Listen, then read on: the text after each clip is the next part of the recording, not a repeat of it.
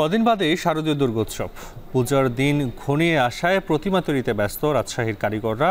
তবে এবার প্রতিমা তৈরির খরচ ও সাজসজ্জার উপকরণের দাম বাড়ায় কিছুটা ম্লান হয়েছে কারিগরদের হাসি।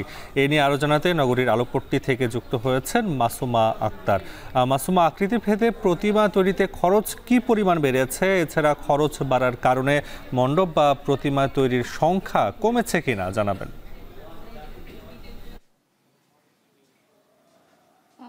নাফি, আর মাত্র সপ্তাহখানেক কিন্তু বাকি। এরপরে কিন্তু শুরু হতে যাচ্ছে সনাতন ধর্মাবলম্বী অনুসারী যারা রয়েছেন তাদের সবচেয়ে বড় ধর্মীয় উৎসব দুর্গাপূজা। এবং এই উপলক্ষে কিন্তু এখন রাজশাহীর যে কটি অন্যতম আসলে প্রতিমা কারিগরদের যে কারখানা রয়েছে সেখানে কিন্তু তাদের কাজ এখন রাত দিন এক করে কিন্তু কারিগররা কাজ করছেন এবং রঙের কাজ করছেন। কেউ কেউ পাশে কিন্তু আসলে প্রতিমাগুলোর একেবারে শেষ পর্যায়ের যে প্রস্তুতির কাজ সেটি করছেন।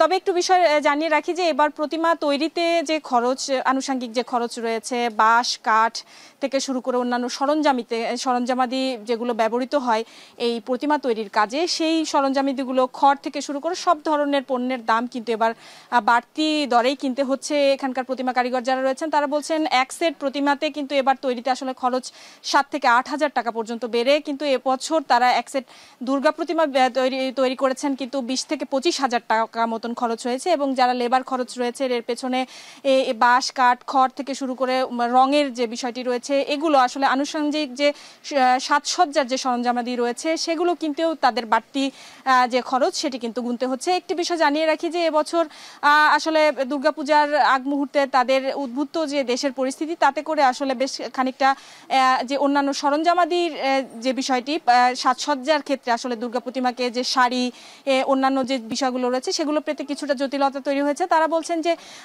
ভারত থেকে আসলে তারা বেশিরভাগ ক্ষেত্রেই প্রতি বছর আমদানি করে থাকতেন এই পণ্যগুলো। তবে এবছর উদ্ভূত পরিস্থিতিতে আসলে পণ্যগুলো তারা সেভাবে পাননি এবং এতে করে তাদের কিন্তু খরচ বেড়েছে। এবং পাশাপাশি আমরা দেখছি যে এই কারখানাতেই মোট 30টি মতো কিন্তু প্রতিমা তৈরি করেছেন এই যে কারিগর এখানে রয়েছেন কার্তিক বর্মন। তিনি গেল 28 থেকে 29 বছর ধরে কিন্তু পেশাগতভাবে এই প্রতিমা তৈরির যে কাজ সেটি করেন এবং সার্বিক পরিস্থিতি মিলিয়ে বলছেন যে এবার প্রতিমা তৈরিতে তাদের কিছুটা জটিলতা তৈরি হয়েছে। এর পেছনে আসলে দেশের চলমান পরিস্থিতি এবং সব মিলিয়ে তাদের এই রং থেকে শুরু করে সাজসজ্জার শাড়ি গহনা এছাড়া আনুষঙ্গিক যে জিনিসপত্রগুলো লাগে সেগুলো কিন্তু আসলে ভারত থেকে তারা এবার নিয়ে আসতে পারেননি এবং এতে করে কিন্তু তাদের মাটির গহনাও তাদের তৈরি করতে হয়েছে এই প্রতিমাগুলোর সাজানোর ক্ষেত্রে। এবং এই মাটির গহনাগুলো কিন্তু বানাতে তাদের বাড়তি সময় লাগছে এবং প্রতিমা তৈরির পেছনে তাদের যেমন সময় লাগছে এতে করে তাদের পাশাপাশি খরচও বেড়েছে। এবং এবার কিন্তু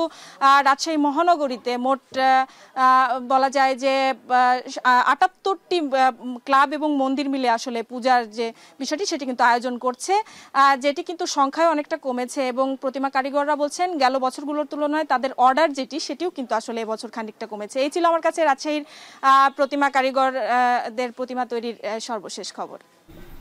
রাজশাহী থেকে যুক্ত ছিলেন মাসুমা আক্তার।